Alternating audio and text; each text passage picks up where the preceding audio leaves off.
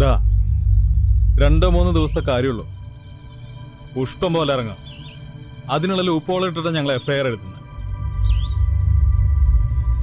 സാറേ, ഞങ്ങൾക്കൊന്ന് ആലോചിക്കണം. സാർ എന്തൊക്കെ പറഞ്ഞാലും സംഗതി കൊലക്കേസല്ലേ? ഞാൻ പറയാനുള്ളത് പറഞ്ഞു. റൊക്കം 5 ലക്ഷം രൂപ കൈ വെച്ച് തരും.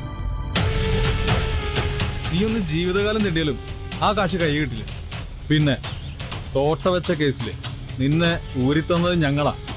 അത് നീ മറക്കണ്ട. ഇപ്പൊ ഞങ്ങളോട് സഹകരിച്ച ആ നന്ദി പോലീസിന് എന്നും ഉണ്ടാവും. നീ ആലോചിച്ചിട്ട് പറ.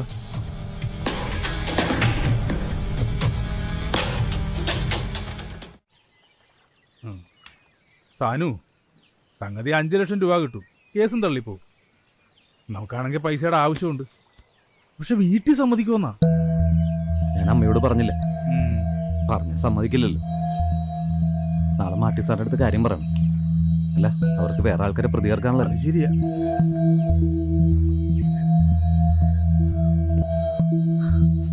എന്തൊക്കെയാണ് നീ പറയുന്നത്? കാശിന് വേണ്ടി കണ്ടുപിടിച്ച വഴി കൊള്ളാം. പ്രതിയെ എങ്ങനെയാണ് നിനക്ക് ഇങ്ങനെയൊക്കെ ചിന്തിക്കാൻ പറ്റുന്നത്? അവളുടെ പഠിപ്പിന് വിട്ടെന്ന് കാശ് വേണ്ടേ? എടാ, അതിനല്ലേ ദൈവം നിനക്ക് കയ്യും കാലം തന്നിരിക്കുന്നത്. ദേ, സാത്താന്റെ വഴിയിലൂടെ പോകാൻ എളുപ്പാ. പക്ഷെ അത് നിനക്ക് നല്ലതിനല്ല. എന്റെ മക്കള് വേറെ എന്തെങ്കിലും പണി ചെയ്ത് പറ്റുന്നത് പോലെ അവളെ പഠിപ്പിക്കാൻ നോക്ക്. കണ്ടുപിടിച്ച വഴി കൊള്ളാം. ജയിലേ.